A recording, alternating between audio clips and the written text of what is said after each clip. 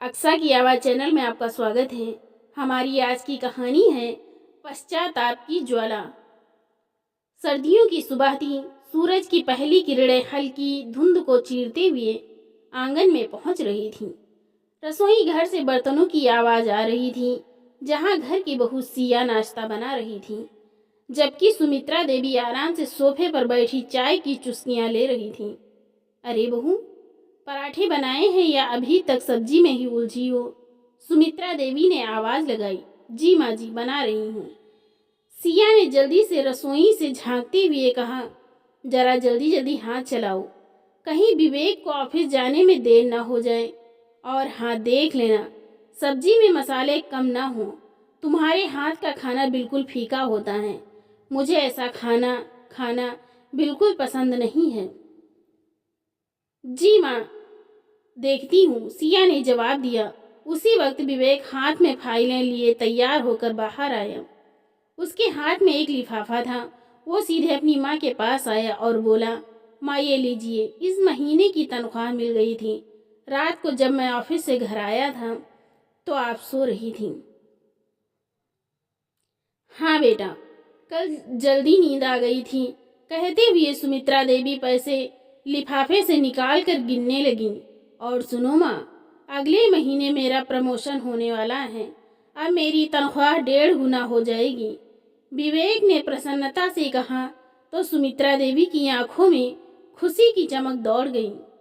उन्होंने पैसे संभालते हुए कहा, अरे वाह बेटा, मुझे तुझसे यही उम्मीद थी। आज अगर तेरे पापा हमारे साथ होते तो कितना गर्व महसूस करते। मैं तो आज ही मंदिर जाकर प्रसाद चढ़ाऊंगी। भगवान तुझे खूब तरक्की दे। विवेक की तनख्वाह बढ़ने की सबसे ज्यादा खुशी तो सुमित्रा देवी को ही थी।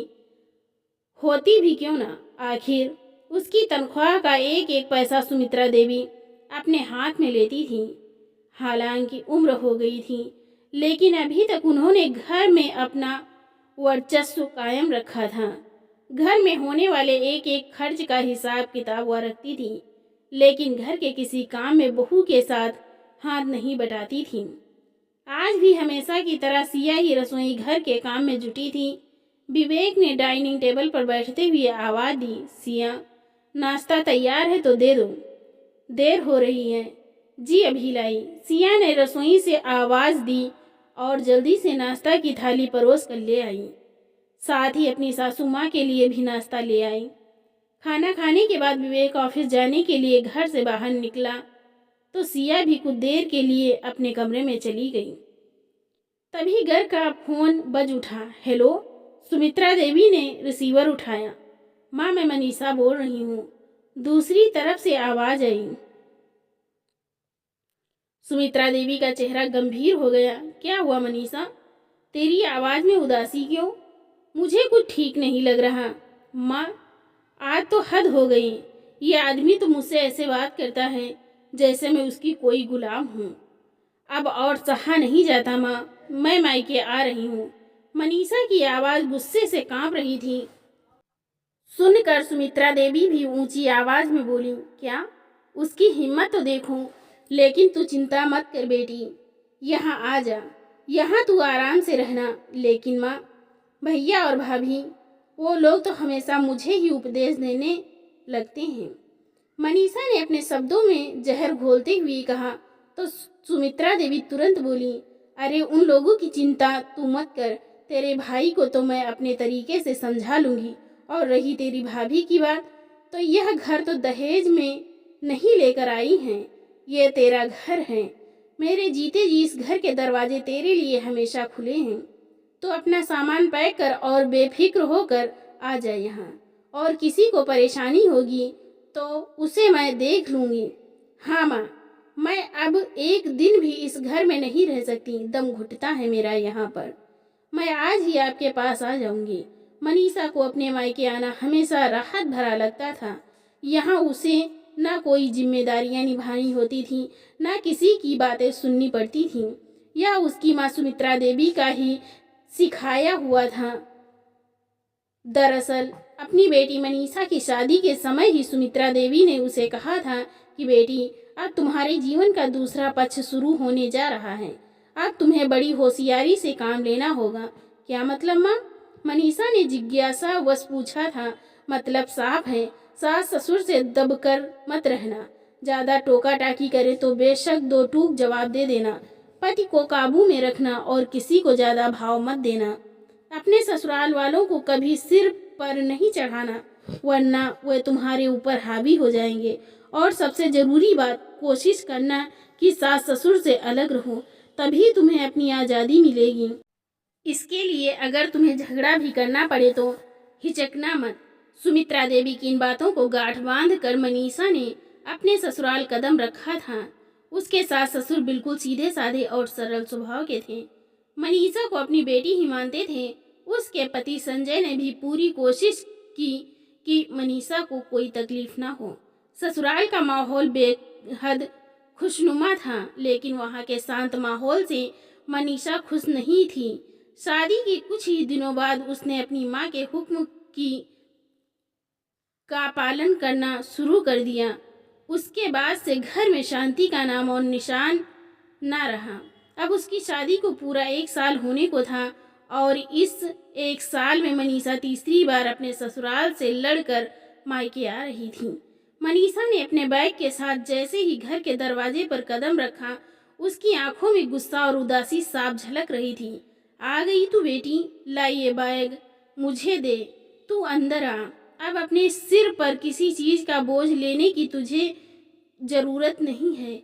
सुमित्रा देवी ने उसके हाथों से सामान लेते हुए कहा। मनीषा अंदर आई तो सुमित्रा जी उसे अपने कमरे में ले गई।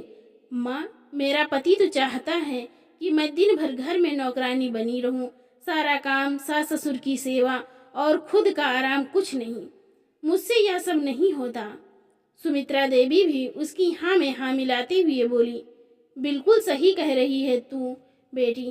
ये लोग घर की बहू को काम करने वाली मशीन समझते हैं, लेकिन मैं तुझे पहले ही समझा चुकी हूँ कि अपने हक के लिए खड़े होना पड़ेगा।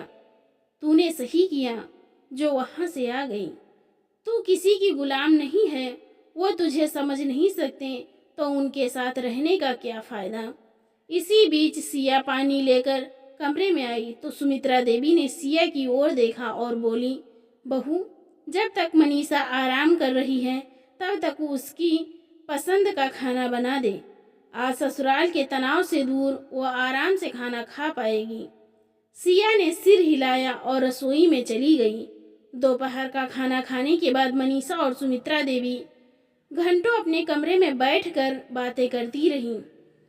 मनीषा ने अपनी शिकायतें गिनाई और सुमित्रा देवी हर बार उसकी हाँ में हाँ मिलाती रही। इस दौरान सिया ने भी थोड़ा आराम करने के लिए अपने कमरे का रुख किया। शाम के समय सिया ने कमरे से बाहर आकर पूछा, माँ जी, आज रात राजमा चावल बना दूँ? मनीषा दीदी को बहुत पसंद है ना? तो सुमित्रा देवी ने तुरंत टोकते हुए कहा, अरे रहने दो तुम बहू। दोपहर को भी तुमने इतना फीका और बेस्वाद खाना बनाया था कि मनीषा को बिल्कुल पसंद नहीं आया। अब ऐसा करो, विवेक को फ़ोन कर दो, उससे कहो कि बाहर से कुछ अच्छा खाना ले आए। कुछ अच्छा खाना आएगा तो उसका मूड भी ठीक हो जाएगा। सिया ने यह सुना और उसके चेहरे की मुस्कान फीकी पड़ गई। उसने धीरे से कहा, जी माँ जी, मैं फ़ोन कर देती हूँ। सिया कमरे से बाहर चली गई तो मनीषा बोली, माँ, आपने हमेशा मेरा साथ दिया है, बस आप इसी तरह मेरे लिए खड़ी रहना। अरे बेटी, मेरे रहते तुझे किसी तरह की कोई परेशानी नहीं होगी, तू यहाँ आराम से रह। कहते हुए सुमित्रा देवी अपनी बेटी का सिर सहलाने लगी। इधर सिया ने अपने पति विवेक को फ़ोन लगाया तो सिया ने फ़ोन मिलाया। दूसरी रिंग पर ही विवेक ने फ़ोन उठा लिया और उसकी आवाज़ सुनते ही मुस्कुरा उठा। हाँ मेरी जान, बताओ फ़ोन कैसे किया? सब ठीक तो है ना, या बस मेरी आवाज़ सुनने का मन कर गया? विवेक ने थोड़ा रोमांटिक होते हुए कहा तो सिया हल्के से मुस्कुरा दी और फिर बोली, हाँ सब ठीक है, बस आपसे एक बात कहनी थी। अच्छा तो बताओ, आज क्या हुक्म है मैडम? विवेक ने प्यार भरे लहजे में पूछा तो सिया बोली, वो आज मनीषा आई है ना, तो माँ जी कह रही थी कि रात का खाना बाहर से मंगवा ले, किसी अच्छे रेस्टोरेंट से कुछ ले आइएगा। यह सुनते ही विवेक थोड़ा चौंका। मनीषा? फिर पिछले हफ्ते ही तो वह 4-5 दिन रहकर गई थी, अब क्या हुआ? तो सिया ने बात को संभालती हुए कहा, पता नहीं, माँ जी कह रही थी कि दीदी परेशान है, शायद ससुराल में कुछ बात हो गई होगी। विवेक ने एक लंबी सांस ली और फिर गुस्से भरे लहजे में बोला, अरे यार, आखिर ये मनीषा को दिक्कत क्या है ससुराल में रहने से? मैंने कितनी बार कहा था माँ से कि उसे वहाँ अपना घर बसाने दो। हर छोटी बात पर उसे मायके बुला लेना कोई हल नहीं है। लेकिन माँ भी, उन्हें तो हर बार यही लगता है कि बेटी को यहाँ रहकर आराम मिलेगा। सिया ने कहा, आपकी चिंता जायज़ है, लेकिन वह भी माँ है ना, अपनी बेटी को दुखी होते नहीं देख पाती होंगी। तो विवेक ने गहरी सांस लेते हुए कहा, ठीक है सिया, मुझे अभी ऑफिस में बहुत काम निपटाना है, आते हुए रेस्टोरेंट से खाना ले आऊँगा, रात को मिलता हूँ।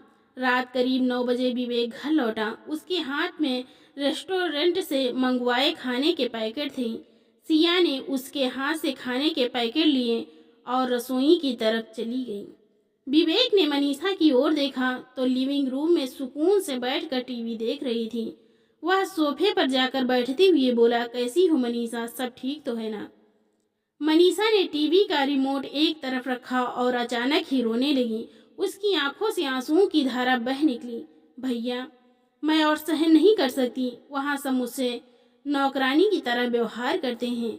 सुबह से रात तक बस काम काम और काम, किसी को मेरी कोई परवाह नहीं है। यहाँ तक कि मेरा पति भी मेरा साथ नहीं देता। विवेक ने उसकी बात ध्यान से सुनी और शांत स्वर में बोला, कोई बात नहीं मनीषा, हर समस्या का हल होता है। तुम कहो तो मैं संजय से बात करता हूँ। विवेक के इतना कहने की देर थी कि सुमित्रा देवी वहाँ आ गई। उन्होंने अपनी बेटी के आंसू देखे और नाराज स्वर में बोली, कोई ज़रूरत नहीं है उनसे बात करने की।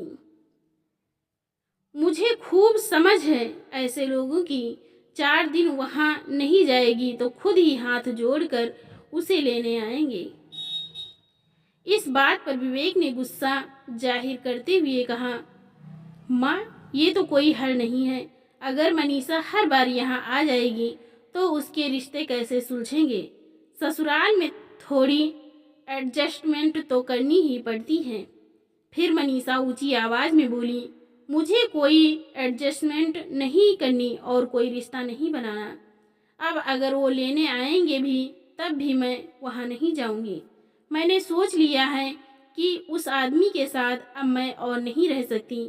फिर सुमित्रा देवी ने विवेक को घूरते हुए कहा, तुझे तो अपनी बहन की तकलीफ नहीं दिखती, और ये मत भूल, मनीषा का मायका है ये, यहाँ आने का उसे पूरा हक है।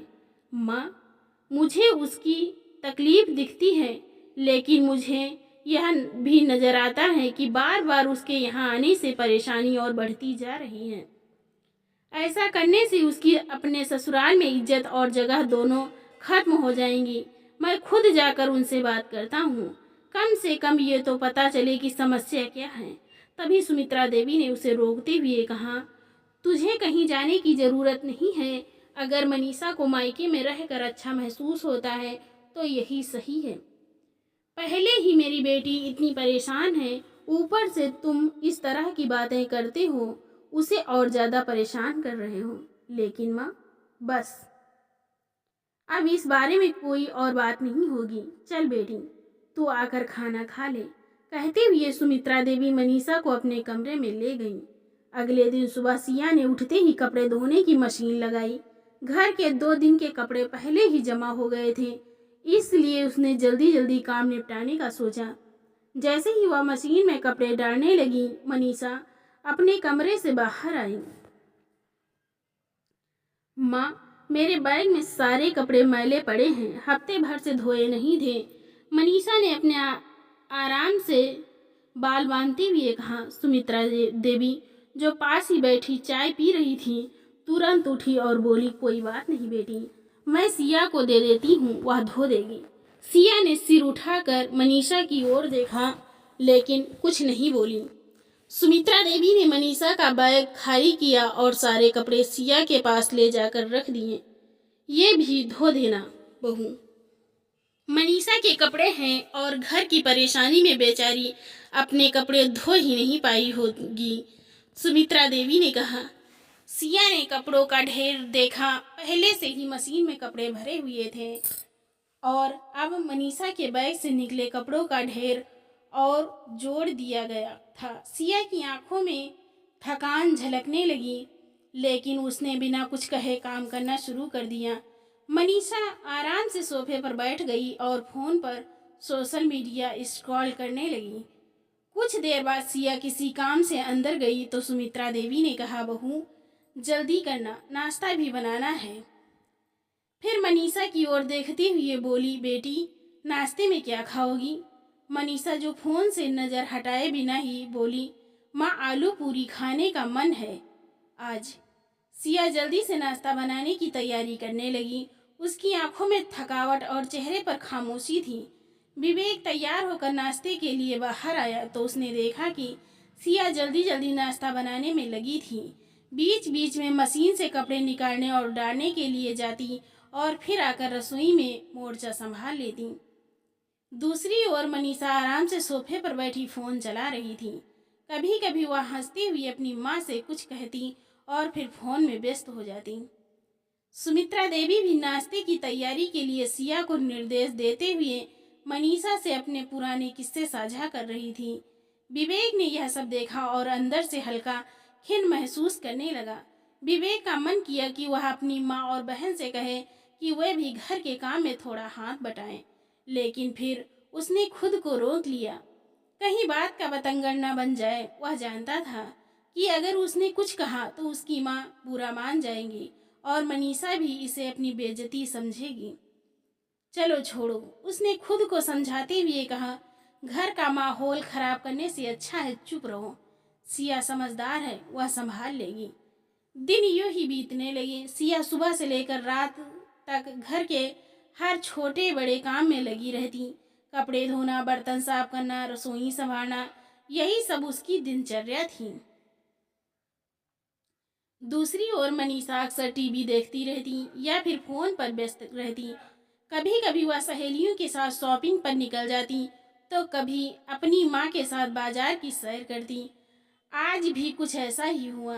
अरे मनीषा बेटी, कहीं जा रही हो क्या? मनीषा को तैयार होते देख सुमित्रा जी ने पूछा तो मनीषा बोली, हाँ माँ, मेरी सहेली नीतू का फ़ोन आया था। आज मैं उसके साथ मॉल में शॉपिंग करने जा रही हूँ। बहुत दिनों से कुछ खरीदा नहीं तो सोचा आज अपने लिए कुछ अच्छी ड्रेसेस खरीद लूँ। हाँ बेटी, यह तो तूने ठीक किया। बाहर निकलोगी तो तेरा दिल भी बहल जाएगा। हाँ माँ, अच्छा मुझे 20,000 रुपये दे दो।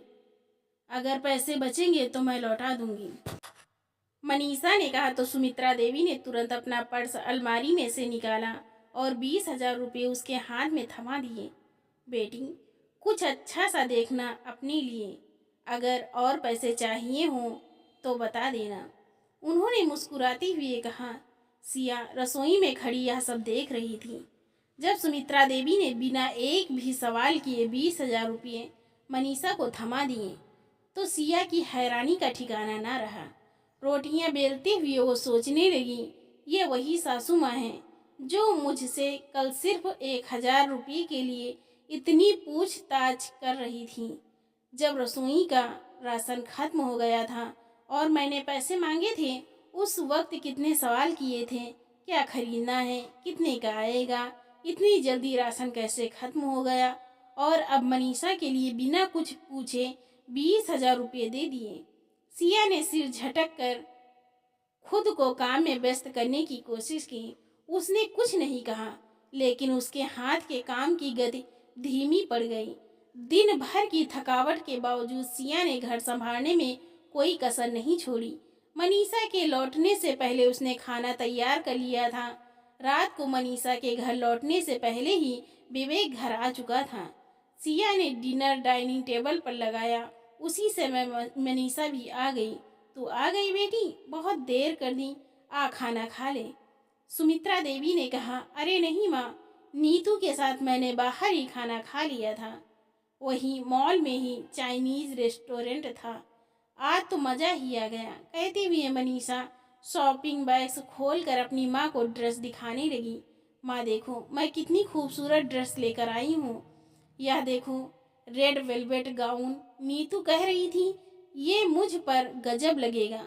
सुमित्रा देवी ने मुस्कुराते हुए कहा, हाँ बेटा, तेरे कपड़ों की पसंद तो हमेशा से कमाल की है। मनीषा ने एक और बैग खोलते हुए कहा, और माँ, मैंने आपके लिए भी बहुत बढ़िया सूट देखे थे, कल हम दोनों बाजार चलेंगे और आपके लिए भी कुछ अच्छे कपड़े खरीद लाएंगे। आप जो कपड़े पहनती हैं ना, मुझे बिल्कुल पसंद नहीं हैं। सुमित्रा देवी ने हंसते हुए जवाब दिया, अच्छा बेटा, ठीक है, अब मुझे खाना खाने दे। इधर डाइनिंग टेबल पर बैठकर खाना खाते हुए विवेक को इस बात की चिंता सताए जा रही थी कि आखिर मनीषा और संजय के रिश्ते का क्या होगा। एक हफ्ता और बीत गया। मनीषा को मायके आए लगभग 1 महीना हो चुका था, लेकिन ना तो उसने ससुराल जाने की बात की और न ही किसी ने उसे इस बारे में टोकने की हिम्मत की। विवेक और सिया अब स्थिति से परेशान हो चुके थे। एक दिन सिया ने विवेक से कहा, हम ऐसे कब तक देखते रहेंगे? मनीषा और संजय की शादी को 1 साल हो गया है। उसके रिश्ते को बचाने के लिए हमें कुछ करना होगा। विवेक ने सहमति में सिर हिलाया। तुम ठीक कह रही हो। मैं सोच रहा था कि उनकी शादी की सालगिरह पर दोनों को एक बार फिर साथ लाने की कोशिश की जाए, शायद एक अच्छे मौके पर बात बन जाए। सिया ने मुस्कुराते हुए कहा, ठीक है, तो हम एक काम करते हैं, केक मंगवाते हैं और संजय को भी बुला लेते हैं। शादी की सालगिरह वाले दिन विवेक और सिया ने केक मंगवाया और फिर मनीषा और सुमित्रा देवी को आवाज़ दी। वे दोनों कमरे से बाहर आई तो यह सब देखकर हैरान रह गईं। यह सब क्या हो रहा है? ये केक किस खुशी में? मनीषा ने चौंकते हुए पूछा। विवेक ने मुस्कुराते हुए जवाब दिया, अरे भूल गई, आज तुम्हारी और संजय की शादी की पहली सालगिरह है। हमने सोचा कि इस मौके पर कुछ खास किया जाए। हम चाहते हैं कि मनीषा और संजय इसे साथ मनाएं, शायद इससे उनके बीच की दूरियां कम हो जाएं। फिर विवेक ने मनीषा की ओर देखते हुए कहा, मनीषा, अब संजय को कॉल करो और यहाँ आने को कहो। यह सुनकर मनीषा उसे गुस्से से घूरने लगी तो विवेक बोला, अरे कोई बात नहीं, तुम्हें फ़ोन करने से ऐतराज़ है तो मैं उसे बुला लेता हूँ। तभी मनीषा गुस्से में तमतमा उठी और तेज आवाज़ में बोली, आपकी हिम्मत कैसे हुई मुझसे पूछे बिना यह सब करने की? मैंने पहले ही कहा था कि मैं उस मनहूस आदमी की शक्ल भी नहीं देखना चाहती। एक बार में समझ नहीं आता क्या आप लोगों को? सुमित्रा देवी ने तुरंत मनीषा का साथ देते हुए कहा, मेरी बेटी ने बिल्कुल सही कहा, अगर वह आदमी यहाँ आया तो मैं उसकी टांगें तोड़ दूंगी और अगर कोई उसे यहाँ लेकर आया तो उसे भी घर से बाहर निकाल दूंगी। विवेक और सिया हक्के बक्के खड़े रह गए। दोनों के लिए यह प्रतिक्रिया अप्रत्याशित थी। मनीषा और सुमित्रा देवी गुस्से में बड़बड़ाती हुई अपने कमरे से बाहर चली गईं।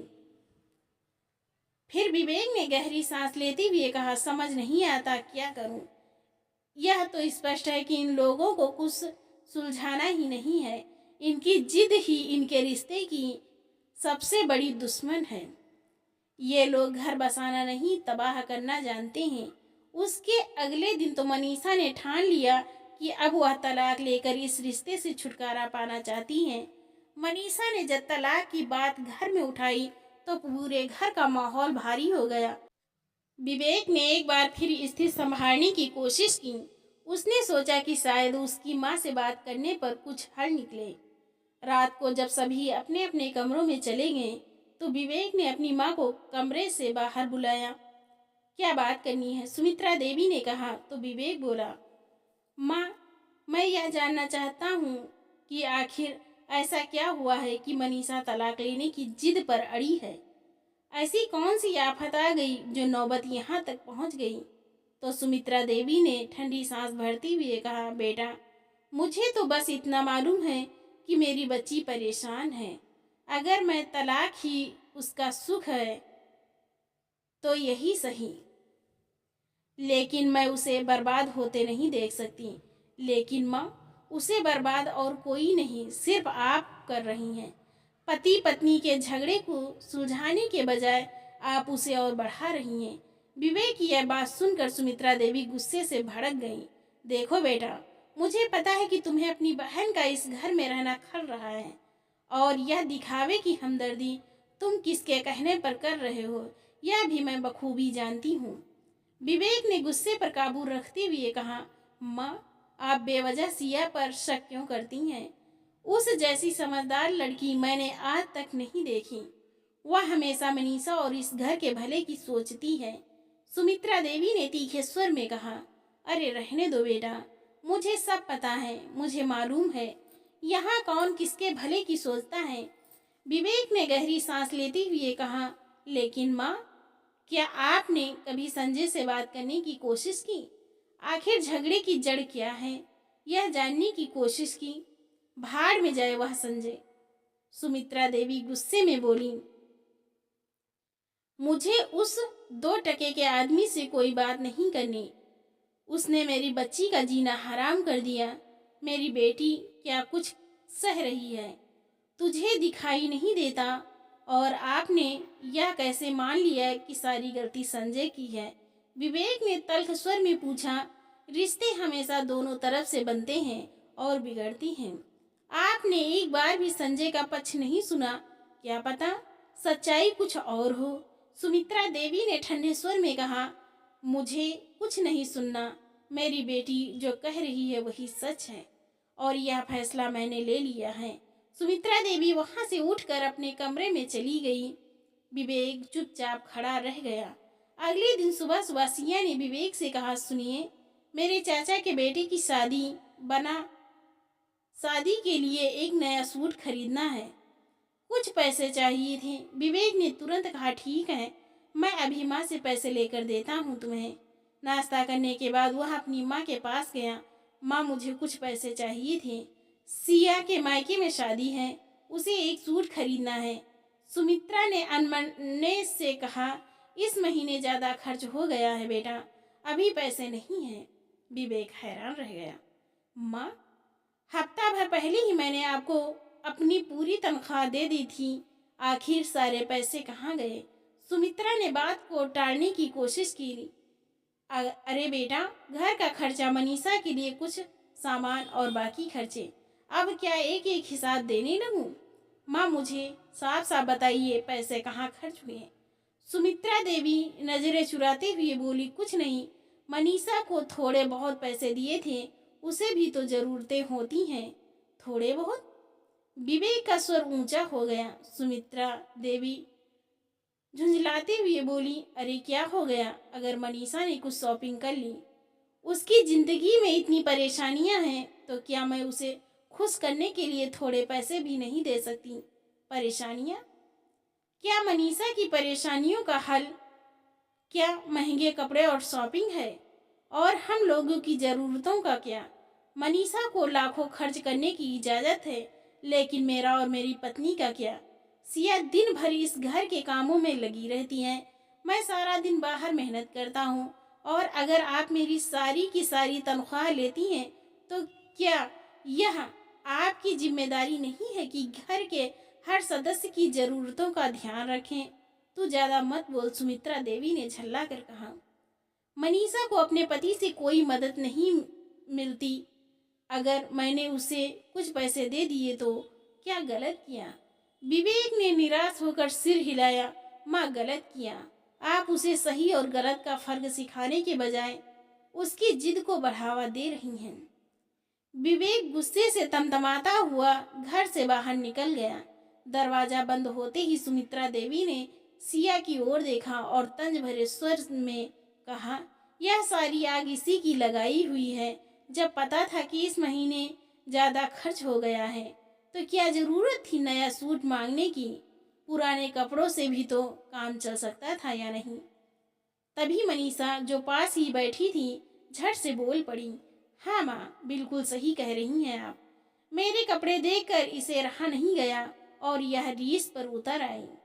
सिया स्तब्ध रह गई।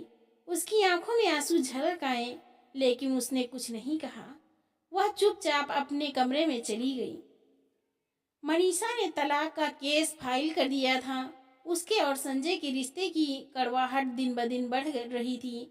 सुमित्रा देवी मनीषा के फैसले के साथ थी, लेकिन विवेक और सिया ने इस रिश्ते को बचाने की एक आखिरी कोशिश करने का निर्णय लिया। एक शाम विवेक ने सिया से कहा, सिया, मैं संजय से मिलने जाऊंगा। शायद मुझसे बात करके वह मनीषा को समझाने की कोशिश करें। तुम मनीषा से बात करो, हो सकता है वह भी कुछ नरमी दिखाए। सिया ने भी सहमति में सिर हिलाया। अगले दिन सुमित्रा देवी बाजार गई थी और मनीषा अकेले घर पर थी। सिया ने यह मौका सही समझा और उसके पास जाकर बैठ गई। मनीषा, क्या मैं तुमसे एक बात कर सकती हूँ? मनीषा ने टीवी बंद करते हुए कहा, हाँ भाभी बोलो। फिर सिया ने कहा, देखो मनीषा, मैं तुमसे बड़ी हूँ, इसलिए एक बात तुम्हें कहना चाहती हूँ कि तलाक का रास्ता छोड़कर एक बार फिर से अपना घर बसाने की कोशिश करो। औरत की इज्जत उसके पति के साथ होती है। उसी समय मनीषा भड़क पड़ी, ऐसी इज्जत का क्या मैं अचार डालूंगी? जो इंसान घर में कामवाली बाई तक नहीं लगा सकता, अपनी पत्नी की ख्वाहिशें भी पूरी नहीं कर सकता, नहीं रहना मुझे ऐसे दो कौड़ी के इंसान के साथ। नहीं मनीषा, तुम्हें ऐसा नहीं कहना चाहिए। बस भाभी, मैं यहाँ अपने घर में हूँ और बड़े सुकून से हूँ। मेरी खुशी इसी में है, लेकिन मुझे लगता है कि मेरा यह सुकून और खुशी तुम्हें खटक रही है। उस समय सुमित्रा देवी भी पहुंच गई। दरवाजे के बाहर से ही उन्होंने सारी बातें सुन ली थी। अंदर आते ही भड़क पड़ी। सुमित्रा देवी तंज भरे स्वर में बोली, अच्छा, अब तू उसे समझाएगी? तू कौन होती है उसकी जिंदगी में दखल देने वाली? तो सिया ने कहा, नहीं माँ, ऐसी बात नहीं है, मैं तो बस इन दोनों की सुलह करवाना चाहती थी। फिर सुमित्रा देवी बोली, सुलह करवाना चाहती थी या उससे छुटकारा पाना चाहती थी? बड़ी आई सुलह कराने वाली। तो मनीषा मुंह बनाती हुई बोली, अच्छे भले मूड का सत्यानाश कर दिया। मनीषा ने फिर से टीवी का रिमोट उठाया और टीवी ऑन कर दिया। इस बात को भी 5 मिनट ही बीते थे कि विवेक घर के अंदर आया। वह बहुत गुस्से में दिखाई दे रहा था। जैसे ही वहां सोफे पर बैठा और कुछ बोलने लगा, तभी मनीषा ने कहा, माँ, अगर भैया भी मुझे कोई उपदेश देने के लिए यहाँ बैठे हैं तो इनसे कह दो कि मैं कुछ सुनने के मूड में नहीं हूँ। मनीषा की बात सुनकर विवेक का गुस्सा 7वें आसमान पर पहुँच गया और ऊंची आवाज में बोला, मुझे जो कहना है वह मैं कह कर रहूंगा और तुम्हें सुनना पड़ेगा। तो सुमित्रा देवी बोली, यह तो किस तरीके से बात कर रहा है अपनी बहन के साथ। फिर विवेक ने कहा, माँ, मैं आज संजय से मिलकर आया हूँ।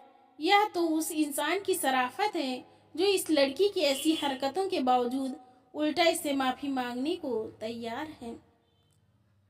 तो मनीषा बोली, नहीं चाहिए मुझे किसी की माफी।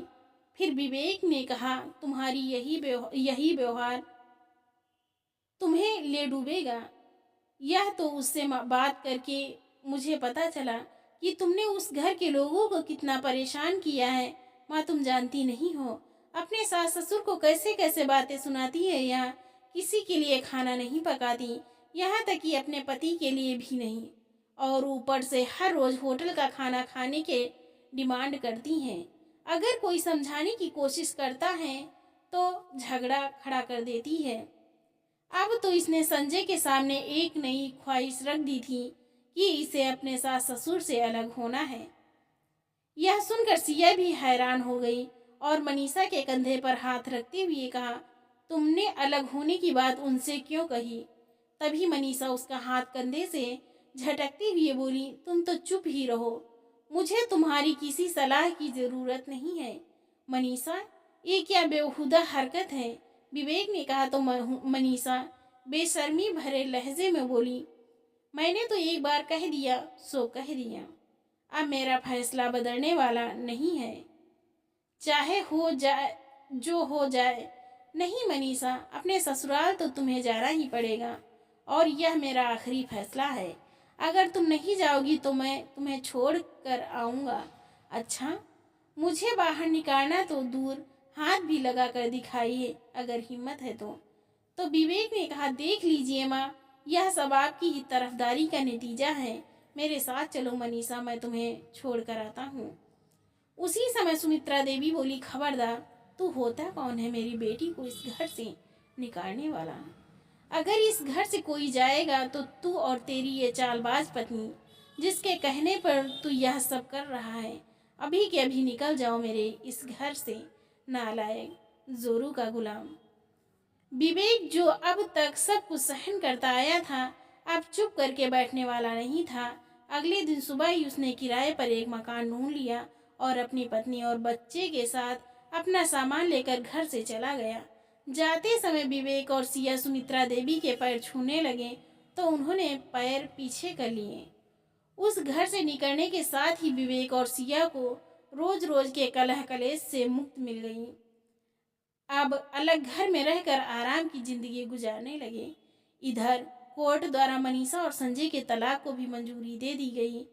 अभी तलाक को 1 महीना ही हुआ था कि मनीषा और सुमित्रा देवी की मुश्किलें बढ़ने लगी। बचत के रूप में जितने पैसे भी सुमित्रा देवी के पास रखे थे, सब के सब खर्च हो चुके थे। राशन वाले का उधार भी इतना बढ़ चुका था कि उसने और उधार लेने देने से साफ इनकार कर दिया।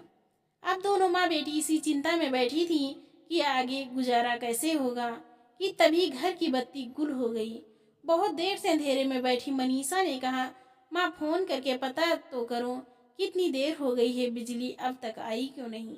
तो सुमित्रा देवी उदास स्वर में बोली, फोन किया था, बिजली का बिल नहीं भरा इसलिए बिजली कट गई है। यह सुनकर तो मनीषा ने अपना माथा पकड़ लिया। तो सुमित्रा देवी बोली, बेटी, अगर ऐसा ही चलता रहा तो भूखे मरने की नौबत आ जाएगी। तू तो पढ़ी लिखी है, कहीं नौकरी कर लेती तो। ये सुनकर मनीषा बोली, ये आप कैसी बातें कर रही हैं माँ? अगर काम ही करना होता तो मैं अपने ससुराल में न रह जाती, और वैसे भी मुझे अब यहाँ रहना ही नहीं है। मैं वापस संजय के पास जा रही हूँ। मैं जानती हूँ उसे, वह फिर से मुझे अपना लेगा। कम से कम वहाँ मुझे अंधेरे में तो नहीं रहना पड़ता था। खाने को रोटी तो मिलती थी, कम से कम वहाँ यहाँ रहते हुए तो दाने दाने को मोहताज हो चुकी हूँ मैं। और इतनी भी बुरे नहीं थे मेरे सास ससुर कि उनके साथ ना रह सकूं। आपका यह घर आपको ही मुबारक हो। कहते हुए मनीषा ने अपना बैग पैक किया और घर से निकल गई। लेकिन जैसे ही अपने तलाकशुदा पति के घर के बाहर पहुंची तो देखकर हैरान रह गई, क्योंकि वहां तो सामियाने लगे हुए थे। पूछने पर पता चला कि संजय की 1 दिन पहले ही शादी हो चुकी है और आज उसकी दावत चल रही है। सुनते ही मनीषा की सांस अटक गई, उसकी आंखों में आंसू आ गए। लड़खड़ाते कदमों से चलते हुए सड़क पर आ गई। वो समझ नहीं पा रही थी कि आखिर जाए तो जाए कहाँ। तो दोस्तों, आपको हमारी कहानी कैसी लगी, लाइक और कमेंट करके ज़रूर बताइएगा। अगर आपने हमारे चैनल को सब्सक्राइब नहीं किया तो सब्सक्राइब करना बिल्कुल ना भूलें। मिलते हैं एक और नई इंटरेस्टिंग कहानी के साथ। बहुत बहुत धन्यवाद।